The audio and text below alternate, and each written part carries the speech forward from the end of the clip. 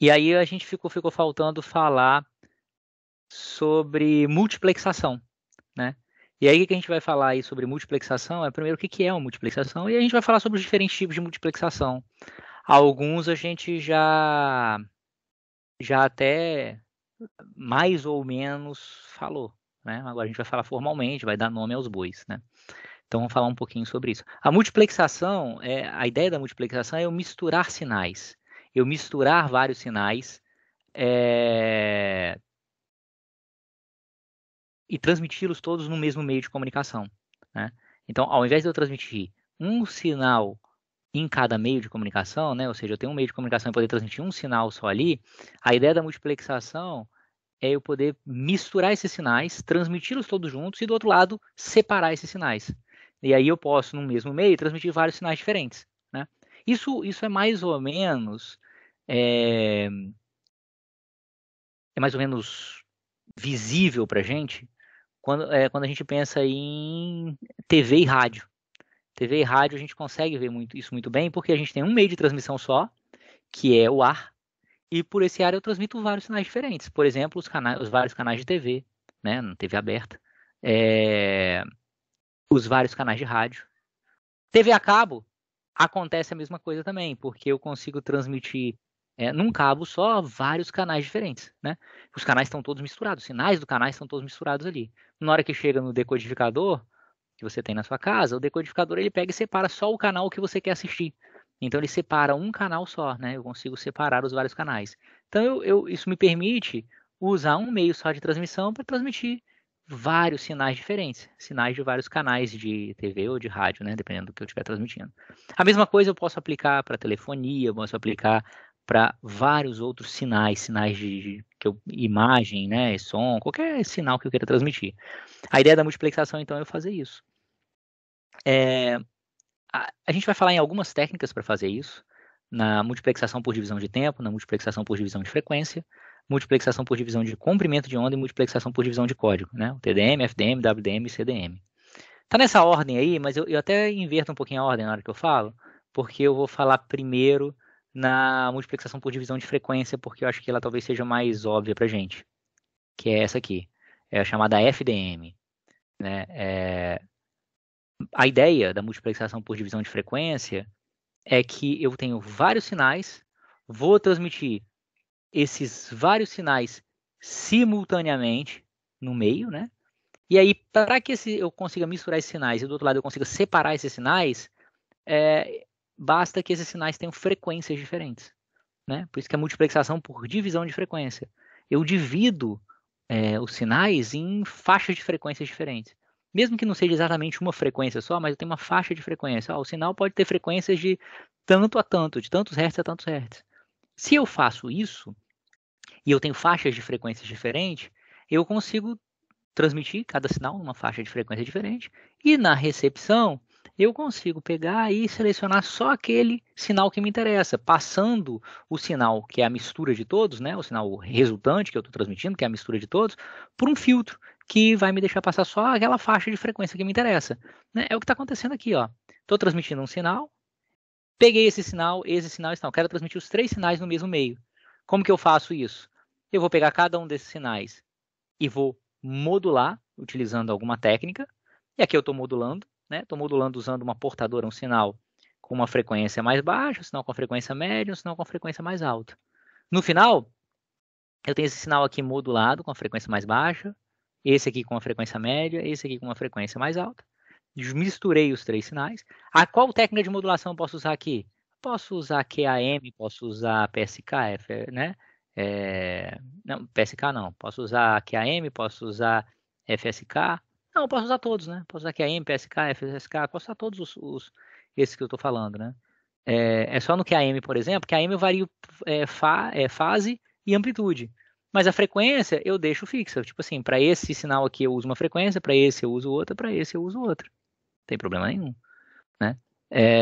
Posso usar FM, AM, posso usar qualquer um desses caras aí, dependendo do que o que eu tiver de interesse. O que importa é que cada sinal vai ser modulado numa frequência diferente, numa faixa de frequência diferente. Aí eu misturo esses sinais todos e me dá esse sinal aqui, por exemplo. No receptor, esse cara que está interessado nesse sinal aqui, ele vai filtrar e deixar passar só as frequências mais baixas. Esse aqui vai deixar passar só as frequências médias, esse só as frequências altas. Cada um vai receber o seu sinal. Vai demodular, cada um vai receber o seu sinal. Então eu misturo os sinais, mas esses sinais estão em faixas de frequência diferentes, né? Normalmente, como os filtros, né? Esses filtros aqui, eles não são perfeitos. Quando eu projeto um filtro, para, esse filtro aqui vai deixar passar os sinais até de 0 até 100 Hz, tá? Mas ele não é que quando tiver 101 Hz não passa nada, é que até 100 Hz passa tudo. De 100 Hz para cima, o sinal começa a se atenuar muito, até o momento que não passa mais. Então, o sinal de 101, 102, 103, sei lá, 105 Hz, até estou chutando aqui, até 105 Hz vai passar, mais ou menos. Talvez com mais atenuação, mas vai passar um pouco. O filtro não é perfeito, ele não é, a partir daquele momento ele deixa passar, não deixa, não. Então, para evitar que um outro sinal, uma parte de um outro sinal passe também, normalmente a gente deixa o que a gente chama de uma banda de guarda. Um espaçozinho entre uma transmissão e outra que não é usado para transmissão. Então eu tenho aqui um sinal com uma faixa de frequência de 100 kHz, tem outro sinal com uma faixa de frequência de 100 kHz, mas eu não coloco esse sinal aqui está de 0 a 100 kHz, esse aqui de 100 a 200 kHz. Não, eu coloco de 0 a 100 kHz, esse aqui, por exemplo, de 110 a 210 kHz, porque aí eu tenho 10 kHz aqui que ninguém está transmitindo. E aí, se ninguém está transmitindo, não tem problema se o meu filtro, por acaso, deixar passar um pouquinho do sinal aqui, porque não tem sinal nenhum. Tá certo?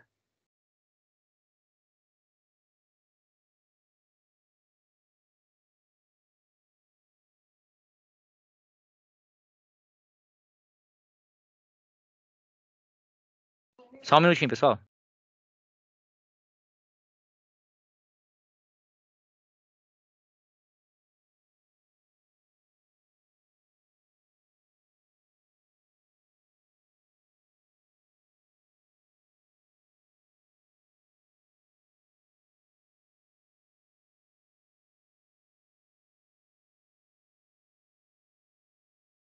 Bom, tá claro aqui, pessoal, como é que funciona o FDM? Frequency Division Multiplexing? Né? É o que se usa na TV digital, é o que se usa no TV a cabo, é o que se usa no Wi-Fi, por exemplo, os vários canais, né? Então, aqui, por exemplo, por exemplo, é um exemplo, né? Aqui é um exemplo. O ADSL, né? A internet que vem pelo telefone. Né? O que a gente tem aí você tem uma faixa de frequência de 0 a 4 kHz que é destinado a voz, e aí de 25 kHz para cima é destinado a transmissão de dados, né? Então tem uma parte de upstream, que é do upload, e uma parte do downstream, que é o download, vir do provedor até a gente. Chama ADSL, né? Asymmetric Digital Subscriber Line, ou seja, é assimétrico porque a parte de upload normalmente é bem menor que a de download, né? A faixa de frequência é menor, porque você precisa mais de download do que de upload, no uso normal, residencial, né?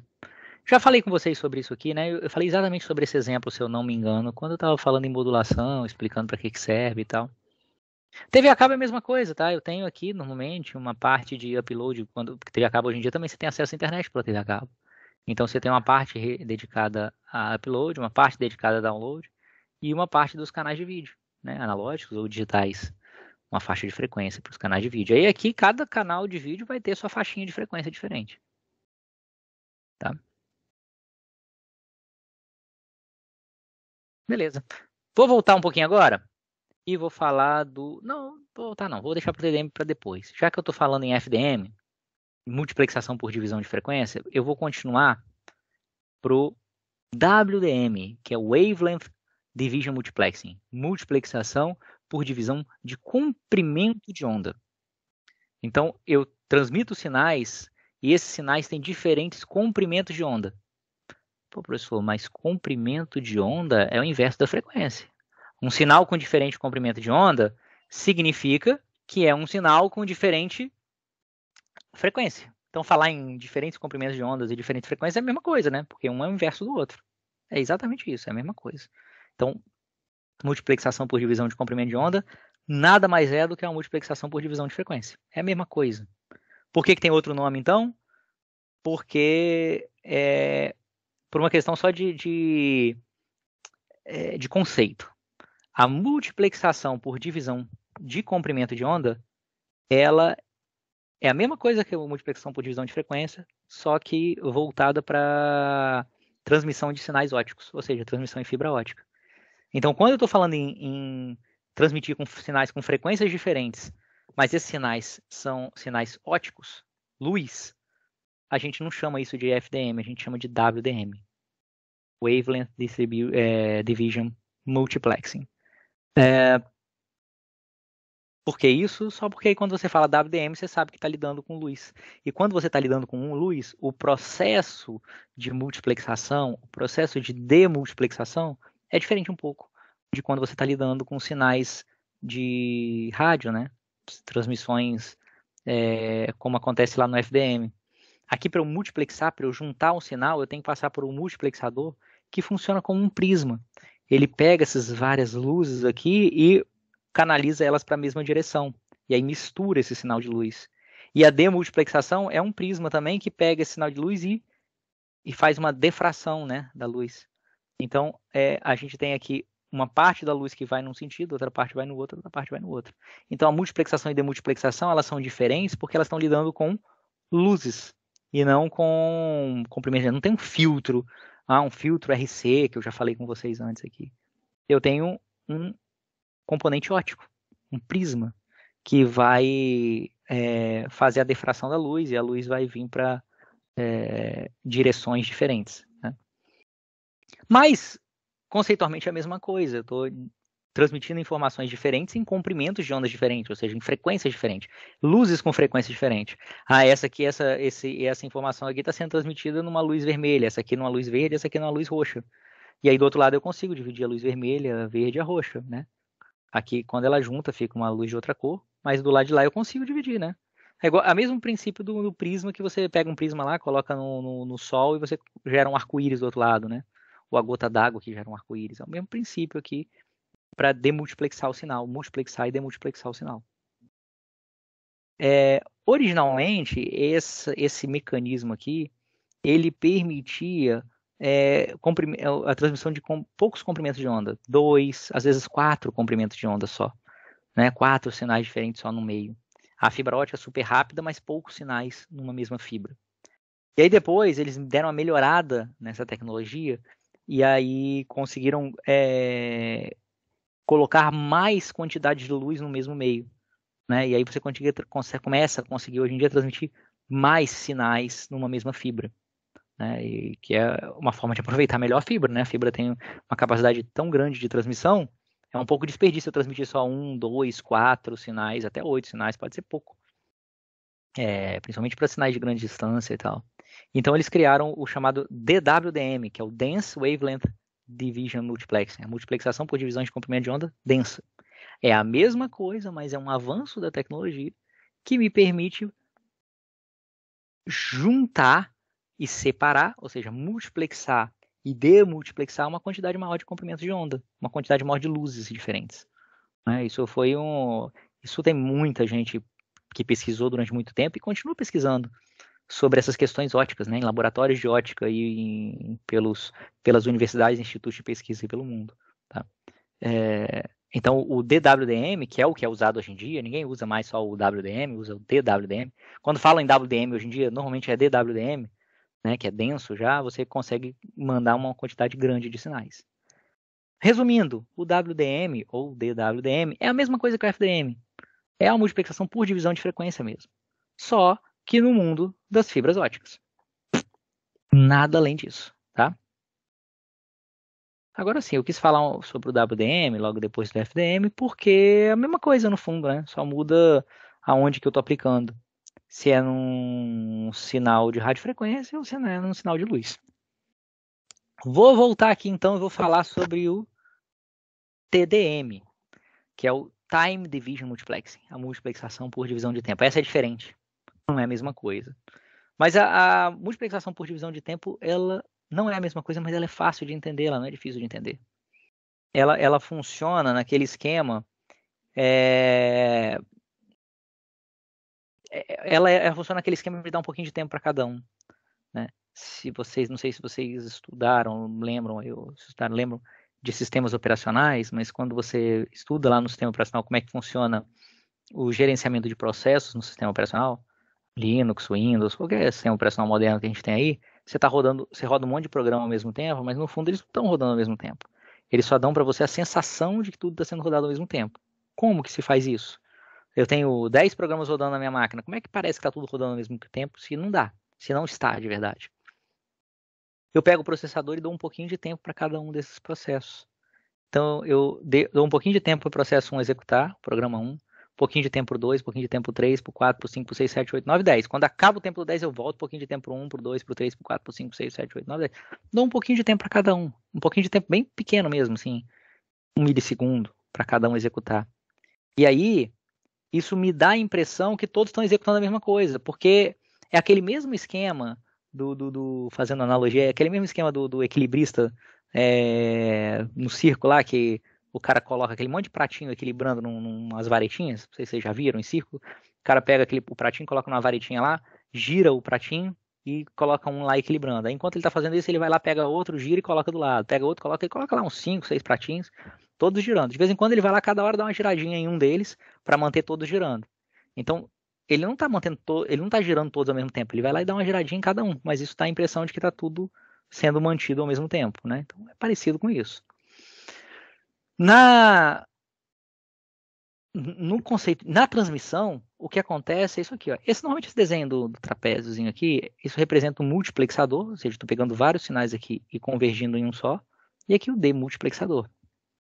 Então esse cara aqui, ele pega aqui N transmissões e vai transmitir. Primeiro transmite um pouquinho dessa, depois um pouquinho dessa.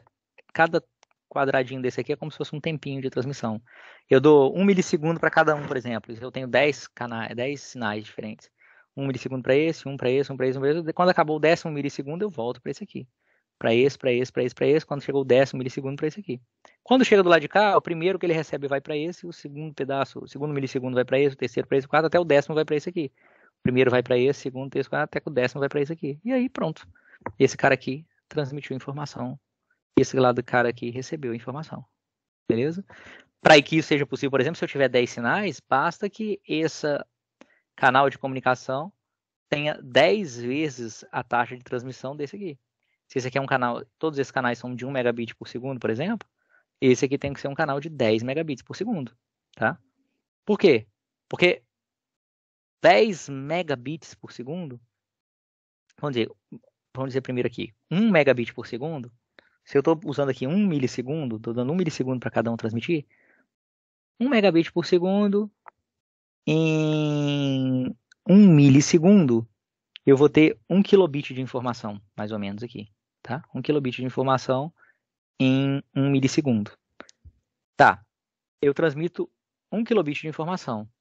Quando chega a minha vez de novo, já passaram 10 instantes de tempo. Então, quando chega a minha vez aqui, eu acumulei 10 kilobits de informação ao longo dos 10 segundos, porque esse foi a vez esse outro, de cada um deles transmitir. Então, quando chega aqui, ao invés de ter 1 kilobit por segundo, eu tenho uma demanda reprimida aqui do tempo que eu não pude transmitir porque os outros estavam transmitindo, de 10 kilobits por segundo. Isso vai acontecer com todos eles. Todos eles vão transmitir, ao invés de transmitir 1 kilobit por segundo a cada milissegundo, eles vão, no fundo, transmitir 10 kilobits por segundo a cada 10 milissegundos, que é o tempo que eles têm para transmitir. 10 kilobits por segundo, não, desculpa, 10 kilobits para transmitir, porque eles tiveram que esperar 10 milissegundos para transmitir. E aí, esse cara aqui vai ter que transmitir os 10 kilobits que ele tem para transmitir no tempinho que ele tem aqui, que é 1 milissegundo. Então, esse cara tem que conseguir transmitir 10 kilobits em 1 milissegundo. Ou seja, ele tem que ser um canal de 10 megabits por segundo. Tá? Então, na verdade, esse cara fica acumulando tudo que ele tem para transmitir enquanto os outros estão transmitindo. Quando chega aqui, ele tem bastante coisa, mas não tem problema. Ele consegue transmitir rápido aqui, porque esse cara aqui é bem rápido. 10 vezes mais rápido que esse aqui, porque aqui eu tenho 10 canais. Então, ele tem que ser pelo menos 10 vezes mais rápido se ele tem 10 informações para transmitir. Né? Isso aqui é o que a gente chama de TDM síncrono. Síncrono por quê? Porque cada transmissor tem um slot de tempo, um intervalo de tempo, e esse lado aqui sabe quando começa e quando termina esse intervalo de tempo. Tá? É isso que acontece, por exemplo, na telefonia, né? Nos sinais telefônicos, isso aqui acontece. Agora, isso aqui é muito legal e é muito útil, esse TDM síncrono, quando esses transmissores sempre têm coisa para transmitir. O que não é sempre verdade, não é sempre que esses caras têm coisa para transmitir. Pode ter algumas situações em que eu tenha transmissores que, de vez em quando, ele tem coisa para transmitir, às vezes não. Às vezes tem, às vezes não. Aqui, não importa se eu tenho ou não coisa para transmitir, eu tenho meu intervalo de tempo aqui. Se eu não transmitir nada, vai ficar vazio, sem informação nenhuma. Para isso, eu tenho o TDM assíncrono.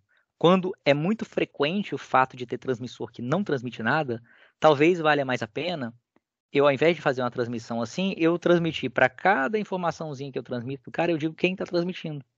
Então, eu tenho aqui, ó, eu divido essa transmissão, eu tenho 4 caras que podem transmitir. Então, a primeira transmissão vai ser o A, né? O A vai transmitir a informação dele aqui e vai dizer que foi ele que transmitiu. Opa, foi o computador 1 que transmitiu a informação A. Então, foi o computador 1 aqui que transmitiu a informação A.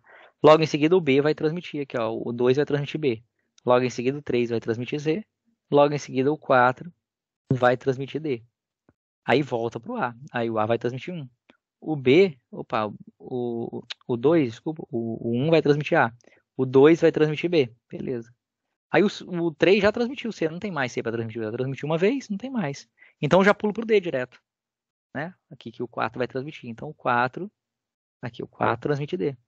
Aí volta para cá. Então o 1 transmite A de novo. Só que os dois B já foram transmitidos, então vai para o D. Então aqui o 4 transmite D. E depois o 1 transmite o último A. Pronto. Aqui mudou muito de figura em relação aqui, porque aqui eu tenho vários momentos em que os transmissores não têm coisa para transmitir. Então talvez aqui valha mais a pena. Agora, se sempre tiver coisa para transmitir, esse vale mais a pena, porque aqui a cada transmissãozinha que um faz, eu tenho que ter um cabeçalhozinho dizendo quem foi que transmitiu.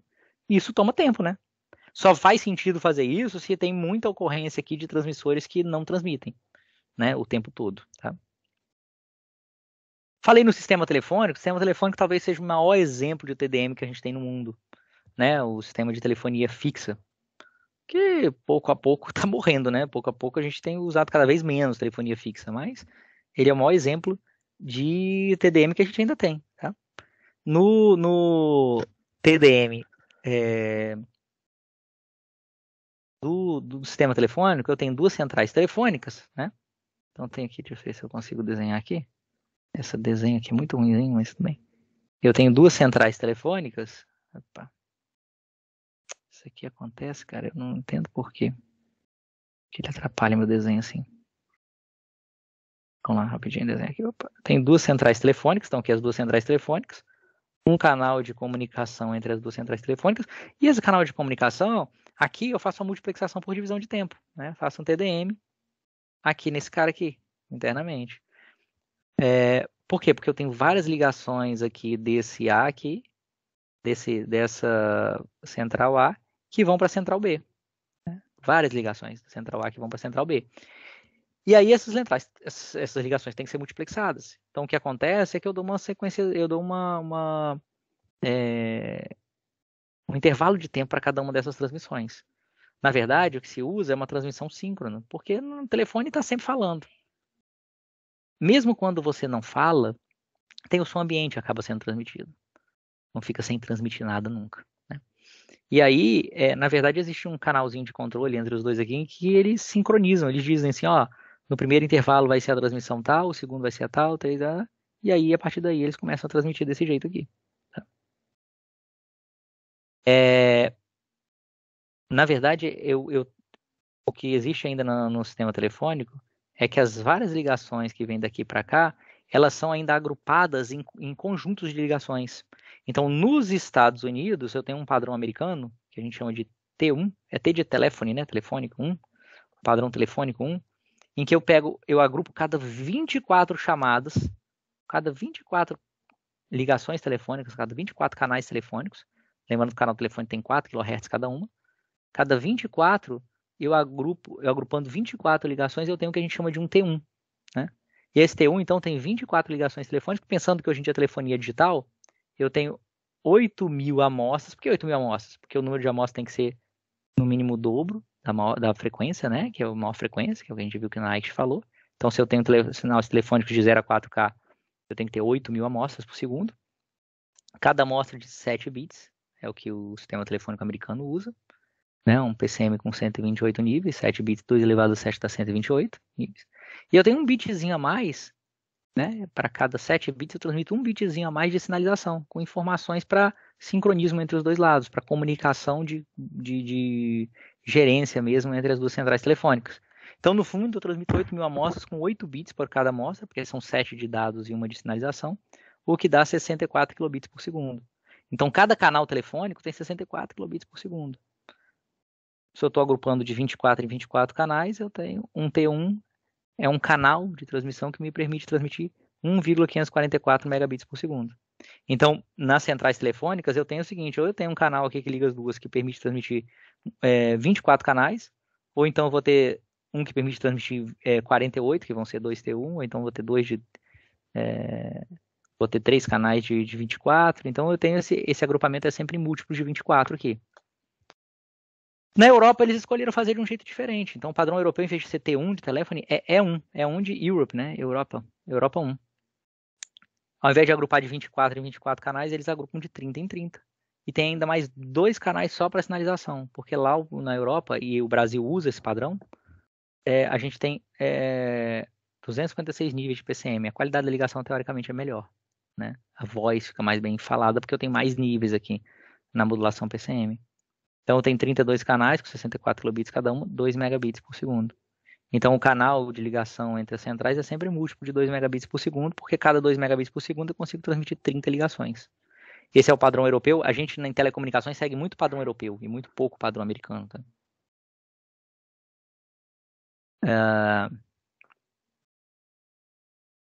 E aí tem um negócio interessante que é o seguinte...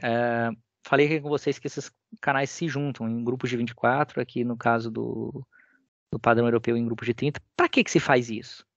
Se faz isso porque eu vou continuar desenhando minhas centrais telefônicas aqui e apagando quando ele fizer essa besteira aqui. Então pode ser que demore um pouquinho para eu poder... Vou botar 2 centrais pequenininhas aqui. A central C e a central D. Imagina que isso aqui é Vitória, isso aqui é, sei lá, Rio de Janeiro. Isso aqui, o C é Europa, o D é Estados Unidos, por exemplo, tá? Então tem a central lá do Rio de Janeiro, tá ligando para a Europa e para os Estados Unidos. E aí eu tenho um monte de ligação de Vitória que vai para a Europa, um monte de ligação de Vitória que vai para os Estados Unidos. Tá? Então, às vezes é interessante agrupar todas as ligações de Vitória que vão para a Europa, é padrão europeu, desculpa, num canal desse tipo aqui, com 30 ligações. E o que vai para os Estados Unidos em outro canal com 30 ligações. Aqui é padrão brasileiro, aqui é... Eu não vou usar, então, Estados Unidos não, porque entre Brasil e Estados Unidos tem que ter um ajuste aí, porque os Estados Unidos usa esse padrão, o Brasil usa esse, tem que haver uma conversão no meio do caminho. Tem que ter uma central que entenda os dois lados para converter de um padrão para o outro. Vamos botar que aqui é Europa, né, sei lá, Espanha e Inglaterra. Então, sai do Brasil, passa para o Rio de Janeiro, vai para a Espanha, sai do Brasil, passa para o Rio de Janeiro, vai para a Inglaterra. As 24 ligações que saem de Vitória e que vão para o Rio de Janeiro, porque vão para a Inglaterra, eu posso agrupar num canal, as 24 não, as 30, eu posso agrupar num canal é um só. E as outras que vão para a Espanha, eu agrupo num outro canal é um. Quando chega aqui em B, em vez dele falar o seguinte, essa ligação vai para cá, essa vai para cá, essa vai para cá, essa vai para cá, não, eu falo assim, esse conjunto é um aqui de 30 ligações inteiro vai para cá. Esse outro conjunto de 30 ligações inteiro vai para cá. Fica mais fácil a decisão dele, porque ele não decide ligação por ligação. Ele decide grupos de ligações por grupos de ligação. Ou seja, ele decide E1 por E1, porque eu já, desde a origem aqui, eu já agrupei as ligações, né, de acordo com o destino dela. Isso pode ser reagrupado, tá? Pode acontecer de eu chegar aqui e falar, o Rio de Janeiro fala, caramba, tem mais um monte de ligação que eu estou recebendo aqui eu agrupei, vamos dizer, tem muita ligação aqui que vai inclusive para Espanha, que vai inclusive para Barcelona. E tem um monte para Madrid. Então eu peguei 30, botei em Barcelona, 30 em Madrid, juntei e mandei tudo para cá. Esse cara aqui vai mandar tudo para Espanha. Mas na Espanha ele vai receber os dois, vai mandar os 30 para Madrid e os 30 para Barcelona. Mas pode acontecer que do Rio aqui, o Rio está recebendo também as ligações que vêm de Minas Gerais também, as ligações que vêm do próprio Rio. E tem um monte de Barcelona e tem um monte de Madrid que estão em outros E1s. Tem um E1 de Barcelona só que vem de Vitória, um E1 para Madrid só que vem de Vitória, tem alguns E1s para Barcelona que vem do próprio Rio, alguns E1s para Madrid que vem do próprio Rio, ligações que estão acontecendo ao mesmo tempo, né? E aí todos que vêm de Barcelona, ele pode juntar esses E1s todos e falar o seguinte, vou mandar tudo junto num E2. O E2 é um agrupamento de 4 E1, de 4 canais telefônicos. Então, junto 4 canais telefônicos E1 e chamo isso de E2.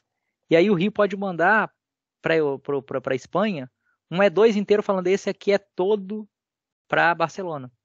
E aí quando chega aqui, em vez dele também pegar cada 30 ligações e mandar uma de cada vez, ele manda esse grupão de 4 canais juntos, e esses 4 canais têm 30 ligações cada um. Ele manda 120 ligações de uma vez só. Fica mais rápido ele tomar a decisão aqui. Ele manda tudo de uma vez só para Barcelona, e depois tudo de uma vez só para Madrid. Tá certo? Então fica muito mais fácil dele fazer esse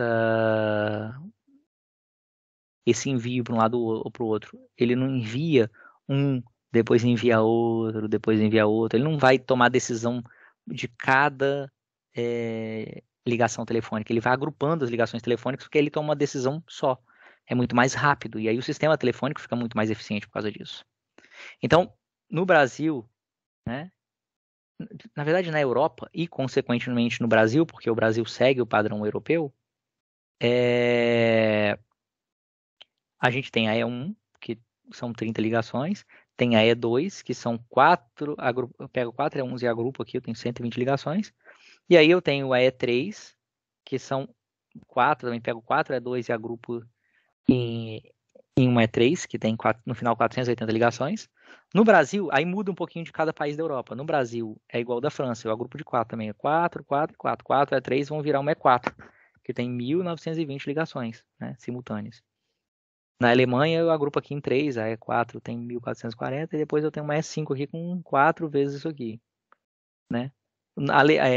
A Inglaterra vai direto daqui da E2 para E4, direto. E4 são 14 vezes E2. E na Itália aqui eu agrupo daqui, né, de 4 e 4 também. Ó. É parecido com Brasil e França, só que a gente tem mais uma etapa, que seria a E5. Nos Estados Unidos e Canadá, Canadá segue os Estados Unidos, tem a T1, a T2, a T3 e a T4, né? Que são esses agrupamentos aqui.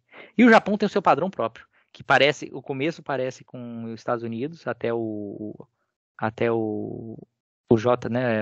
É tipo o T1 deles, o T2 deles, mas aqui já muda, o T3, o T4, o T5. O japonês já não tem nada a ver com o americano. Né?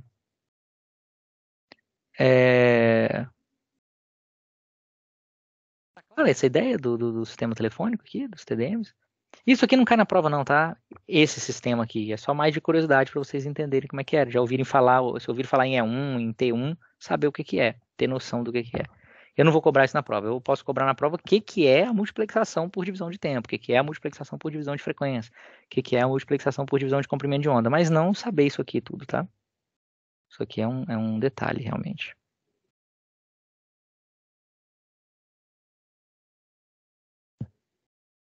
E por último, mas não menos importante, realmente, porque isso aqui é a base da telefonia celular que a gente tem hoje, desde o 3G, 4G, 5G, todo mundo usa isso, que é a multiplexação por divisão de código. Essa é a mais complexa de entender, então eu vou dar uma simplificada no processo, porque essa é muito baseada em álgebra linear. Então eu vou tentar simplificar um pouquinho para a gente entender, tá? A multiplexação por divisão de código, por si só, dá para ficar um semestre inteiro falando sobre ela. Eu lembro, há muitos anos atrás eu fiz um curso sobre isso, né? Tava no começo do 3G ainda, né? Sobre como é que funcionava isso aí. Foi uma semana inteira, 8 horas por dia, com um americano lá que foi um dos criadores desse negócio aí. Então, tipo assim, e matemática pesada, assim, então é informação pra caramba. Mas aqui eu vou só falar rapidinho só para vocês terem uma ideia de como funciona.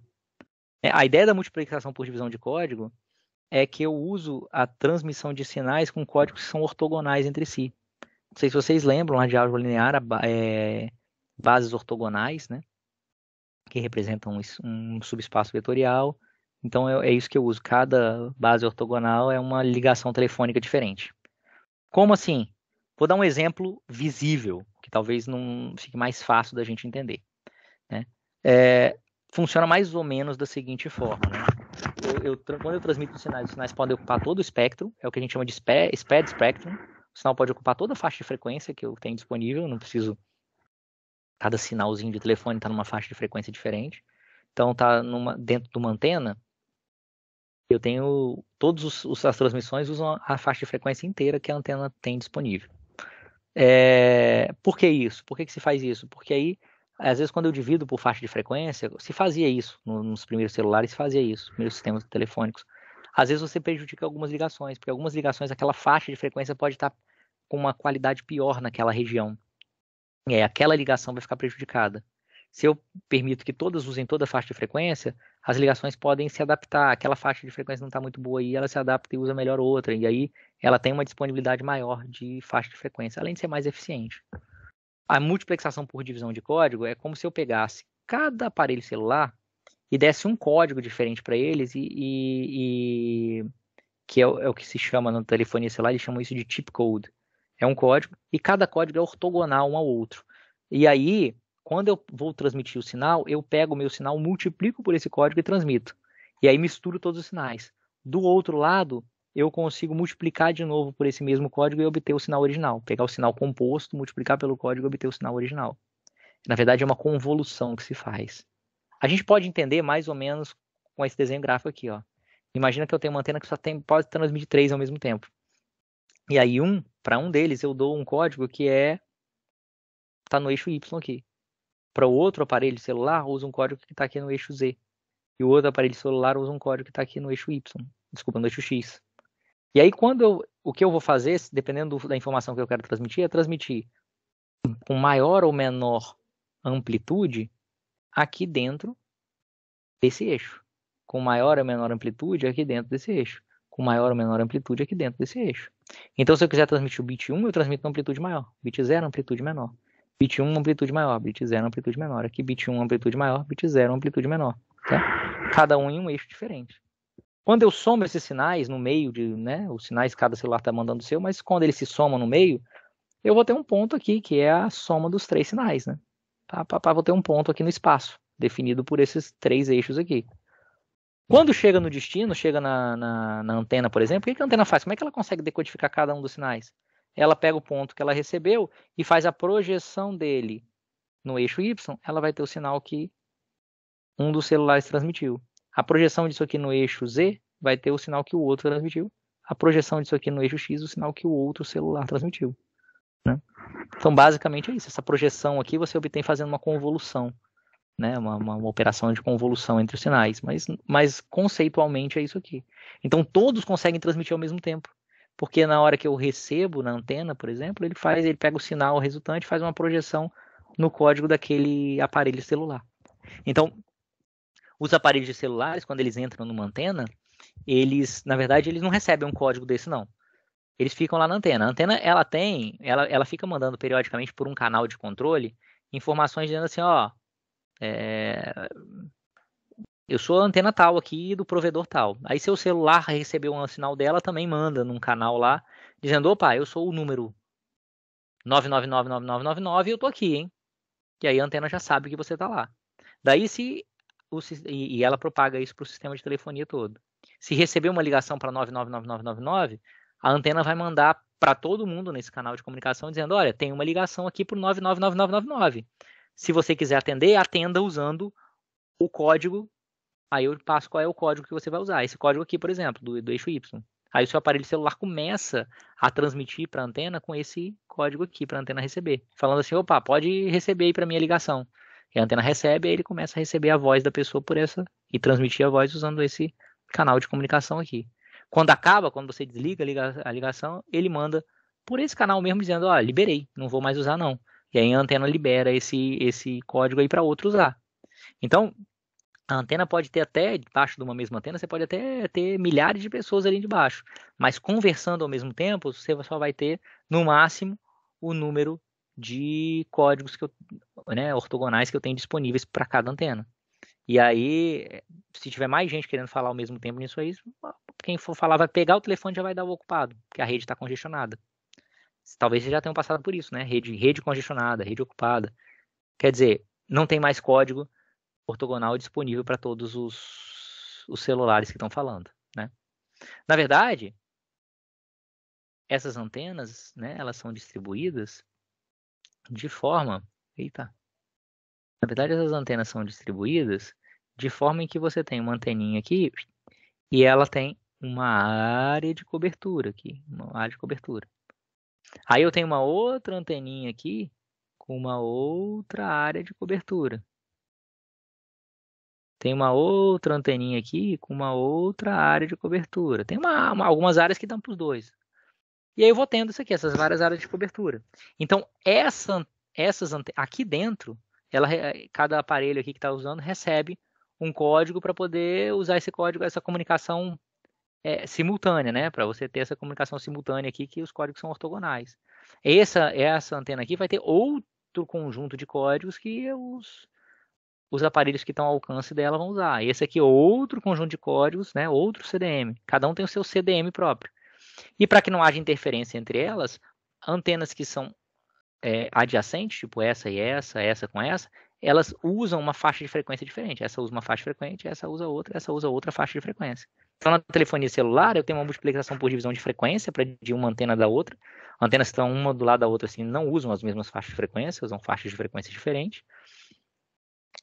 Mas dentro da antena, a transmissão toda transmissão é feita na mesma faixa de frequência, o que muda a multiplexação que eu tenho dentro de uma mesma antena é por código. Essa área aqui, coberta por uma antena, a gente chama de uma célula.